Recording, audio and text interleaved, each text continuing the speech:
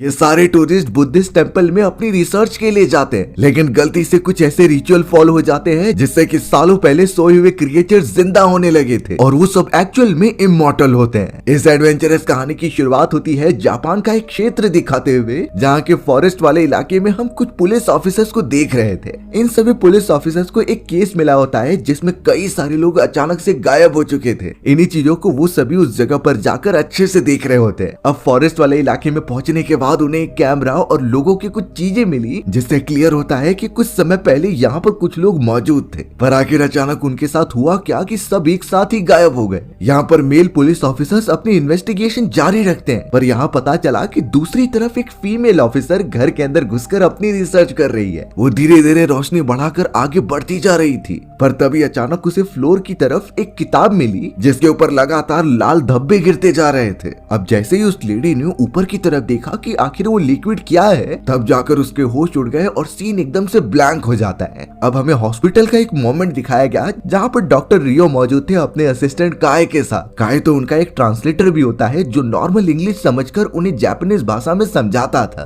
उन दोनों को मिलकर एक केस के ऊपर इन्वेस्टिगेशन करनी थी और ये सारी चीजें पुलिस डिपार्टमेंट ही उनसे करा रही होती है। उन्हें बड़ी अच्छी तरीके से एक पेशेंट से पूछताछ करनी थी। उस पेशेंट को जल्द से जल्द उनके कमरे में लेकर आया जाता है। पेशेंट बहुत ही ज्यादा घायल था और उसके पूरे बॉडी पर पट्टी बांधी गई थी। ऊपर से प्लास्टिक की शीट भी लगाई गई होती है सेफ्टी रीजंस की वजह से। रे और काय तो सामने बैठकर उस पेशेंट से पूछताछ करने लग जाते। वो सिर्फ इतना जानना चाहते थे कि उस पेशेंट की ये हालत कैसे हुई, क्योंकि ध्यान से देखा जाए तो उसके पूरी बॉडी पर खरोच के निशान थे। इनफैक्ट वो तो अपनी पूरी बॉडी ठीक से हिला भी नहीं पा रहा होता, लेकिन बार बार पूछने पर वो एक्चुअल बात बता नहीं रहा था कि वो इस जगह पर कैसे पहुंचा। तुरंत ही अब रियो अपने लैपटॉप पर एक लेडी की वीडियोस दिखाते हैं जिसका नाम केट होता है और वो एक टूरिस्ट थी। तुरंत ही केट की फोटो और वीडियोस देखने के बाद किम की बॉडी में एकदम वाइब्रेशन आने लगा। ऐसा लग रहा था कि कहीं न कहीं वो इस लेडी को जानता है और केट भी जुड़ी हुई है उस खतरनाक इंसिडेंट से जिससे कि किम की हालत ऐसी हो गई है। किम तो अब लगातार सोचते हुए कुछ मोमेंट पहले चला जाता है जब वो जापान में एक टूरिस्ट के तौर पर आया था। हमें यहाँ पता चला कि किम के साथ केट भी मौजूद है और वो अच्छे दोस्त बन चुके हैं। जल्द से जल्द अब वो दोनों अपने कैमरा सेटअप लेकर पहुंच जाते हैं होटल रूम की तरफ। वहाँ पर तो जेम्स नाम का एक आदमी पहले से ही उनका वेट कर रहा होता है और पता चला कि जेम्स केट का बॉयफ्रेंड है। तुरंत ही अब वो तीनों होटल रूम में जाते हैं और रेस्ट करने के बाद सारे सामान रख देते हैं। फिर वो निकल पड़ते हैं जापान की नाइट लाइफ देखने के लिए। सारी चीजें एकदम अमेजिंग थी और जैसा उन्होंने सुना था उससे कई ज्यादा जापान एडवांस होता है। केट, जेम्स और टीम ये तीनों टूरिस्ट इसलिए यहाँ पर आए थे ताकि वो जापान के बुद्धिस्ट टेंपल की अच्छे से रिसर्च कर सके। इन सारी रिसर्च का वो एक डॉक्यूमेंटेशन करने वाले होते हैं। जेम्स तो केट के पास ही चिपका हुआ था क्योंकि वो उसका बॉयफ्रेंड होता है, लेकिन पता नहीं क्यों किम अपने कैमरे से सारी चीजों की फोटोज निकालने के साथ साथ केट की फोटोज और वीडियो सबसे ज्यादा निकाल रहा था। अब ये चीजें उसके बॉयफ्रेंड जेम को बिल्कुल पसंद नहीं आती, क्योंकि अगर कोई और भी लड़का उसकी गर्लफ्रेंड से इस तरीके से क्लोज आएगा तो उसका गुस्सा होना एक कॉमन बात है। केट को थोड़ा सा अनकंफर्टेबल तो होता है, लेकिन वो किम को ज्यादा कुछ नहीं कहती क्योंकि वो उसका पार्टनर है।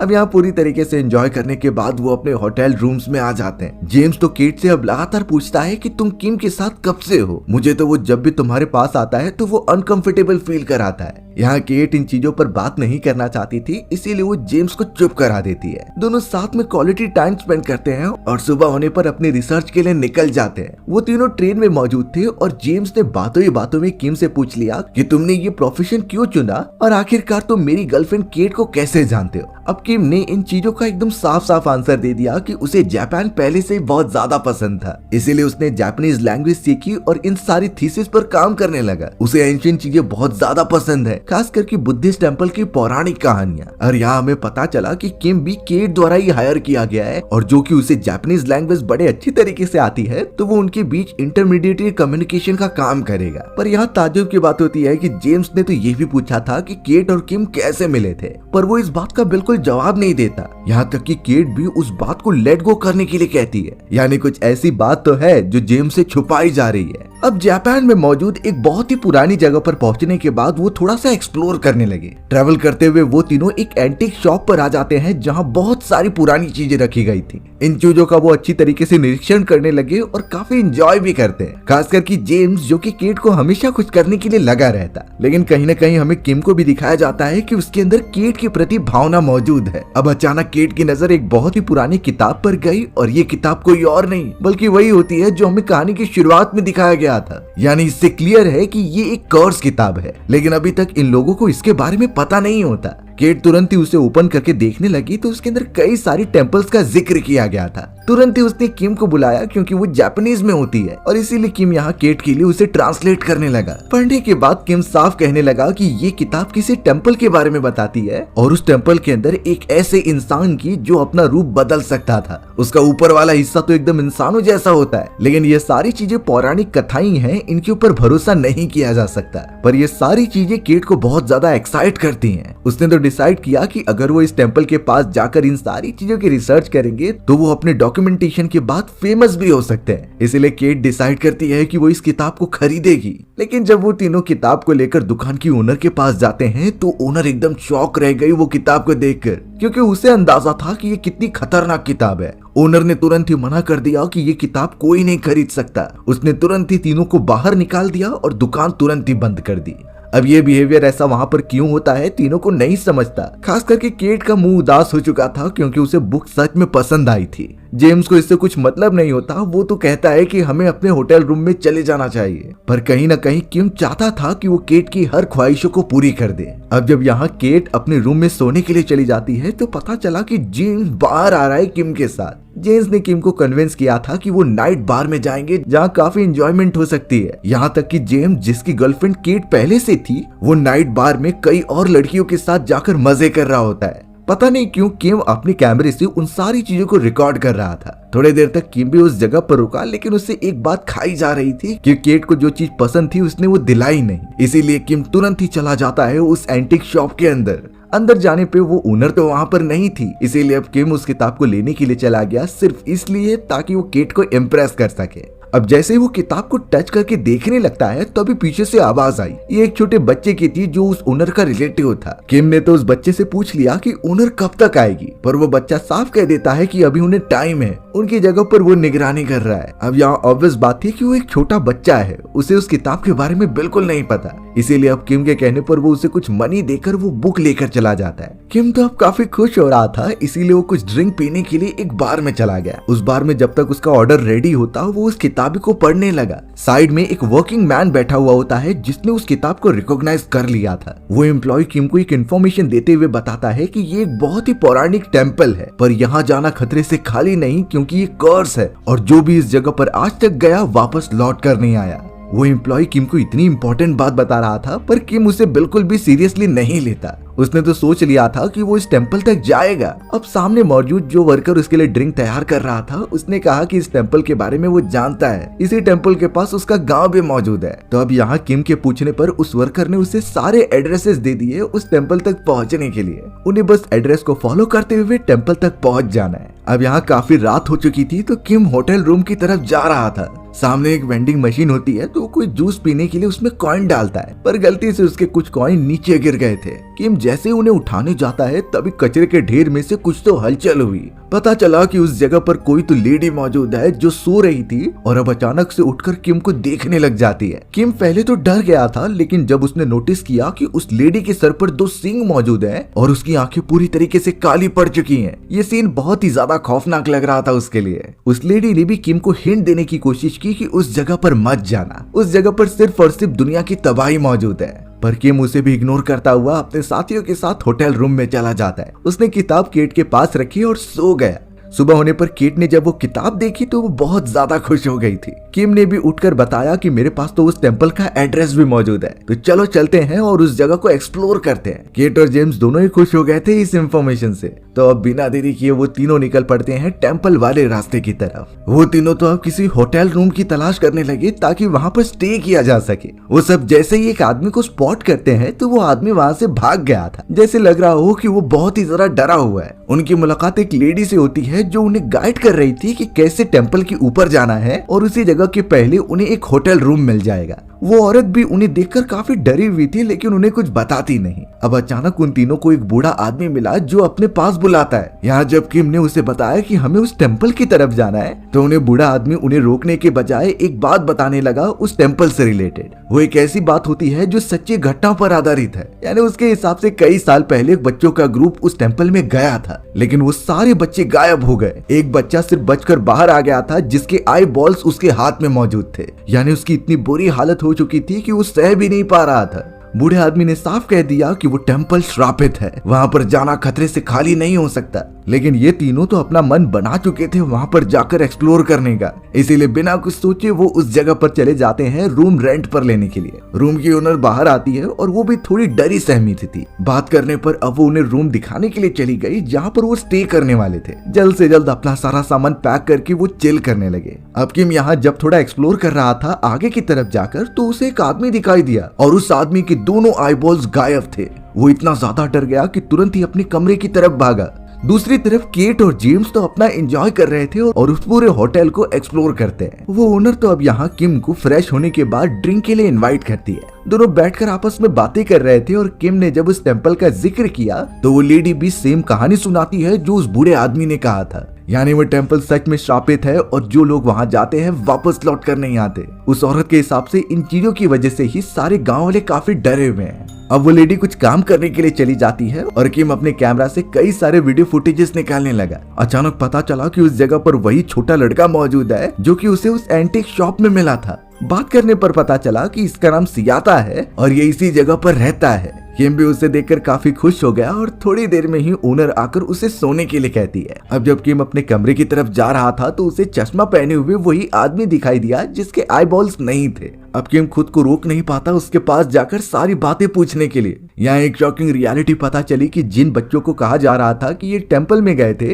और उनमें से एक के आई बॉल निकाल लिए गए, तो ये बूढ़ा आदमी वही लड़का है। बूढ़े आदमी ने ये भी बता दिया कि मेरे साथ कई और दोस्त भी थे, लेकिन वो तो बड़े अनजान तरीके से टेम्पल में गायब हो गए। वो टेम्पल नॉर्मल बिल्कुल भी नहीं है, जो भी जाता है शायद उसका अस्तित्व खत्म ही हो जाता। अब यहाँ सभी लोग सोने चले गए थे और केट और जेम्स तो क्वालिटी टाइम स्पेंड कर रहे होते हैं। पता चला कि दूसरे कमरे से किम इन सारी चीजों को रिकॉर्ड कर रहा होता है। अब थोड़ी ही देर बाद किम ने नोटिस किया कि कोई एक अनजान आदमी है जो धीरे धीरे उसके पास चलते हुए आ रहा है। वो जैसे ही डोर ओपन करने जाता तभी किम उसे रिकॉर्ड करने लगा। पता चला कि दूसरी तरफ कोई इंसान है जिसकी आंखें काफी अजीब थीं। उसकी नजर जैसे ही किम पर पड़ती है तो वो वहाँ से भागने लगा। किम भी तुरंत ही उसका पीछा करता है और गलती से वो कमरा ओपन कर देता है जहाँ केट और जेम्स मौजूद थे। जल्द से जल्द वो दोनों अपना काम बंद करते हैं और जेम्स तो उसे डांटने भी लगा कि तुम यहाँ क्या कर रहे हो। किम ने बताया कि उसने किसी और को देखा था यहाँ भागते हुए। वो माफी मांगता है और वापस अपने कमरे में चला जाता है। अगले दिन अब तीनों अपना सारा सामान पैक करके टेम्पल की तरफ आखिरकार निकल ही पड़ते हैं। उनके साथ तो सियाता नाम का वो लड़का भी मौजूद था जो कि गाइड कर रहा था टेम्पल तक पहुंचने के लिए। किम सियाता के साथ होता है और केट और जेम्स पीछे की तरफ उन्हें फॉलो करते जाते हैं।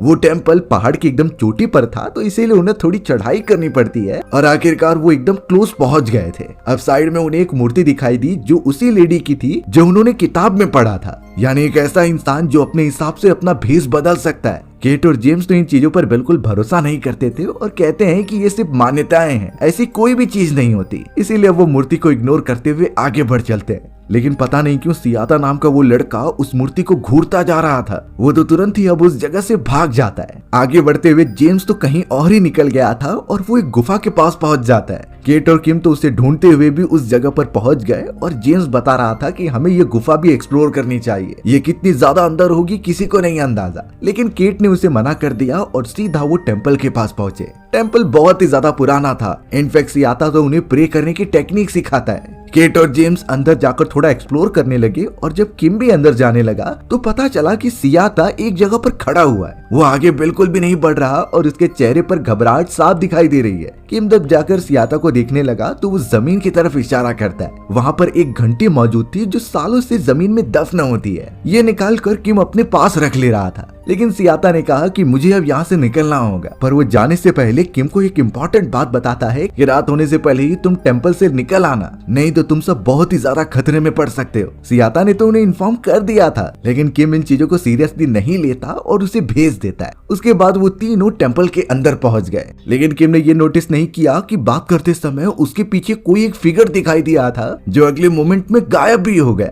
अब वो तीनों अपने अपने काम में बिजी हो जाते हैं और अलग अलग स्ट्रक्चर्स के फोटोग्राफ्स लेते हैं। केट भी कुछ चीजों के फोटोग्राफ्स लेती है, पर उसे पेड़ पौधों में से कुछ हलचल सुनाई देती है। एक समय पर तो वो डर गई, लेकिन बाद में जेम्स पीछे आकर उससे पूछने लगता है। जेम्स के हिसाब से उन्हें वापस लौट जाना चाहिए रात होने से पहले, इसीलिए अब केट और जेम्स किम को देखने जाते हैं जो अभी भी टेम्पल में मौजूद था। किम अचानक एक प्लेटफॉर्म पर खड़ा हुआ होता है और उसे कुछ तो अजीब लगा एक दरार के अंदर। वो उस छेद में जब कैमरा अंदर तक डालने की कोशिश करता है तभी अचानक उसमें से एक हाथ बाहर निकला जिसने कि किम का पैर पकड़कर नीचे खींच लिया। किम जोर से चिल्लाता है, जिसकी आवाज सुनकर केट और जेम्स वहां पर भागते हुए चले आए। जेम्स जब उस प्लेटफॉर्म पर गड्ढा देखता है और उसके अंदर किम गिर गया था तो इसीलिए वो भी कूदकर उसे बचाने लगा। देखकर पता चला कि अब किम का एक पैर टूट चुका है और इस हालत में तो वो चल भी नहीं सकता। कैसे भी करके किम को ऊपर की तरफ लेकर आए और यही डिसाइड किया कि बहुत रात होने की वजह से उन्हें यहीं पर सोना होगा। सुबह होते ही वो यहाँ से निकल जाएंगे, पर उन्हें बिल्कुल अंदाजा नहीं कि रात के समय उनके साथ क्या क्या घटनाएं होने वाली हैं। तीनों कैंप फायर जलाते हैं और आपस में बातें करने लगते हैं। जेम्स जब यहाँ फ्रेश होने के लिए दूसरी तरफ गया तो केट और किम एक दूसरे से सीक्रेट बातें करते हैं। हमें यहाँ पता चला कि केट और किम का पहले कुछ रिलेशन था और वो दोनों बहुत ज्यादा क्लोज भी थे। केट बताती है कि वो प्रेग्नेंट है और ये बच्चा किम का है, बट ये चीजें अभी तक जेम्स को नहीं पता चली हैं। ये बात करते हुए अचानक जेम्स पीछे से आ गया और उसने शायद ये चीजें सुन ली होती हैं। वो गुस्से में केट को उठाता है और टेम्पल के अंदर लेकर चला जाता है। उस पर वो बहुत ज्यादा गुस्सा हो रहा था क्योंकि ये तो एक तरीके से धोखा है। किम भी समझ गया कि शायद जेम्स को पता चल चुका है। जेम्स अब गुस्से में केट को बाहर लेकर आता है और कहता है कि मैं पास ही वाली नदी से पानी भर कर लाता हूँ। शायद इसके बाद वो केट से बिल्कुल भी रिलेशन नहीं रखने वाला। अब यहाँ लगातार ट्रेवल करते हुए जेम्स फॉरेस्ट के बीचों बीच पहुंच चुका था, पर उसने नोटिस किया कि बार बार वो एक ही जगह पर आ जा रहा है और उस जगह पर वही मूर्ति है जो उन्होंने आते समय देखी थी। वो कितना भी चले और कैसा भी रूट चूज कर ले, वो घूम फिर कर मूर्ति के पास ही आ जाता। वहीं अब टेम्पल की तरफ केट किम का ख्याल रख रही थी और उसे टेम्पल के अंदर लेकर आ जाती है ताकि वो दोनों आराम कर सके। केट भी जब आग जलाने के लिए कुछ लकड़ियां लेकर जा रही थी तो उसे कुछ विजन आते हैं। आसपास वो कई सारे बच्चों को देख पा रही थी जो उसे ही घूरते हैं। केट काफी डर गई, इसीलिए भागते हुए वो टेम्पल के पास आ गई। वो तो किम को पकड़कर वहीं पर सोने लग जाती है। बेचारा यहाँ पर जेम्स जो अभी भी फॉरेस्ट में मौजूद था वो नोटिस करता है कि इस बार जो मूर्ति के पास वो आया था वो अपनी जगह से एकदम गायब हो चुकी थी। तभी पीछे से एक आवाज आती है और वो देख पा रहा था कि वही मूर्ति जिंदा हो चुकी है। उसका चेहरा इतना ज्यादा खतरनाक लग रहा था कि उसने तुरंत ही जेम्स पर हमला कर दिया। जेम्स की चिल्लाने की आवाज सुनने के बाद केट रुक नहीं पाती और तुरंत ही भागते हुए चली जाती है फॉरेस्ट की तरफ उसकी मदद करने के लिए। किम भी उसके पीछे जाना चाहता था, लेकिन उसका पैर तो टूटा हुआ है, वो ऐसे बिल्कुल भी नहीं चल सकता। हमें तो टेम्पल के बाहर एक हैट पहना हुआ आदमी दिखाई देता है जो धीरे धीरे अब किम की तरफ बढ़ने लगा था। बेचारा किम कैसे भी करके टेम्पल में पहुंचता है डर के मारे और टेम्पल का दरवाजा बंद कर देता है। उसे लगा कि इस तरीके से वो एकदम सुरक्षित रहेगा। दूसरी तरफ केट फॉरेस्ट में जेम्स को आवाज देते हुए भागते जा रही थी। वहाँ पर टॉर्च लाइट दिखाई देती है जिससे केट को लगा कि जेम्स वहीं पर है, इसीलिए वो लाइट को फॉलो करते हुए उसी अनजान गुफा में पहुंच गए। अंदर की तरफ वो चली जा रही थी बिना इस बात को नोटिस किए कि ये कितना खतरनाक हो सकता है। पीछे की तरफ हमें वही खतरनाक मूर्ति दिखाई गई जो जिंदा थी, यानी उसका शिकार केट है और वो कैसे भी उसे खत्म करेगी ही। थोड़ी देर में ही केट को जेम्स भी दिखाई देता है जो कि जरा भी मूवमेंट नहीं कर रहा था, पर जैसे ही वो पास पहुंची तो उसकी हालत बुरी थी। ऐसा लग रहा था कि जेम्स को कोई कंट्रोल कर रहा है। उसके आई बॉल्स गायब थे और पूरी बॉडी पर जख्मों के निशान। केट इतना ज्यादा डर गई कि वो तुरंत ही गुफा से बाहर निकलने का ट्राई तो करती है, लेकिन गुफा का एग्जिट बंद हो चुका था। बहुत कोशिश करने के बावजूद भी वो कहीं बाहर निकलने का रास्ता नहीं ढूंढ पाती। यानी ये बात साफ है कि केट अब वहाँ फंस चुकी है और उसकी भी मौत होना तय है। यहाँ टेम्पल के अंदर किम ने खुद को बंद तो कर लिया था, लेकिन अब जमीन के अंदर से कई सारे हाथ बाहर निकलने लगे। पता चला कि ये कुछ बच्चे हैं जो किसी अनजान ताकत के कंट्रोल में थे। किम वहाँ से भागने की कोशिश करता है, लेकिन बच्चे उसके ऊपर झपट्टा मार देते हैं। वो तो उसे बहुत बुरी तरीके से डैमेज पहुंचा रहे थे और काटने भी लग जाते हैं। सिर्फ और सिर्फ उस जगह पर किम की आवाज ही सुनाई दे रही थी। ये इतना दर्दनाक था कि सीन यहीं पर कट किया जाता है और प्रेजेंट टाइम पर शिफ्ट हो जाता है, यानी तब जब रियो और काई किम का इन्वेस्टिगेशन कर रहे होते हैं। रियो लगातार किम से पूछ रहा था कि केट को किसने मारा और जेम्स पर हमला किसने किया था। किम तो उस जगह पर मौजूद होता है तो उसे इन चीजों के बारे में पता होना चाहिए और ये भी शक उठ रहा था कि वो जगह अगर इतनी ज्यादा खतरनाक है तो किम जिंदा वापस कैसे लौट कर आ गया। बाकी उसके दोनों दोस्त केट और जेम्स तो मर चुके हैं। टेम्पल को पूरा देख लिया गया है, वहाँ पर उनकी डेड बॉडी भी नहीं मौजूद है। किम तो यहाँ पर पहचान में भी नहीं आ रहा था क्योंकि उसकी हालत इतनी बुरी थी। वो बहुत ही ज्यादा बुरी हालत में उनकी तरफ देखता है और अचानक उसने पूछा कि सियाता यहाँ पर क्या कर रहा है। वो तो सियाता के बारे में भी और बातें बताने लगा कि जरूर वो बच्चा इन चीजों के बारे में और भी कुछ जानता है। वहीं हमें वो एक्चुअल में उस टेम्पल की तरफ लेकर गया होता है। पर रियो ने एक शॉकिंग रियलिटी बताई कि हमने पता किया है कि वहाँ पर कोई भी सियाता नाम का लड़का रहता ही नहीं। ये चीजें किम को एकदम से शॉक कर देती हैं और यहाँ एक क्रूअल सच्चाई सभी के सामने आ रही थी। यानी उस टेम्पल के गांव में किम जिस सियाता नाम के लड़के से मिला था एक्चुअल में वो एग्जिस्ट ही नहीं करता। वो सिर्फ किम को ही दिखाई पड़ता है और जितने भी सीन्स में सियाता दिखाया गया है उसमें बाकी लोग उसे नहीं देख पाते। यानी कि जब वो एंटीक शॉप में गए थे तभी भी सियाता वहाँ पर नहीं था, जब वो होटल रूम में रहने आए तभी भी नहीं मौजूद था और जब वो बच्चा उन्हें टेम्पल की तरफ लेकर जा रहा था तो केट और जेम्स जो पीछे मौजूद थे उन्हें यही लग रहा था कि किम को वहाँ तक पहुँचने का रास्ता पहले ही पता है। यानी वो सब भी उस बच्चे को नहीं देख पा रहे थे सिवाय किम के। रियो का तो पूरा शक अब किम के ऊपर चला गया था कि उनके दोनों दोस्तों का मर्डर किम ने ही किया है और इसकी सच्चाई हमें इस चीज से पता चल जाती है क्योंकि जेम्स जब फॉरेस्ट में था तो उसके ऊपर किसी अनजान आकृति ने नहीं बल्कि खुद किम ने हमला किया था जो किसी अनजान एंटिटी के पोसेशन में होता है। यानी उसके अंदर कोई अनजान आत्मा आ गई और उसी से ही ये सारी चीजें करा रही थी। अब प्रेजेंट टाइम पर जब किम से इन्वेस्टिगेशन की जा रही थी तो उसका दिमाग काफी ज्यादा दर्द देने लगा। वो इतना ज्यादा गुस्सा हो जाता है कि तुरंत ही अपनी सारी पट्टियां निकालकर वो लोगों को मारने लगा। इनफैक्ट उसने रियो के जूनियर को भी खत्म कर दिया था गले पर हमला करके। रियो ये देखकर एकदम चौंक गया और तुरंत ही सिक्योरिटीज को बुला लेता है। उसे भी नहीं समझ रहा था कि कोई इंसान इतना पागल कैसे हो सकता है।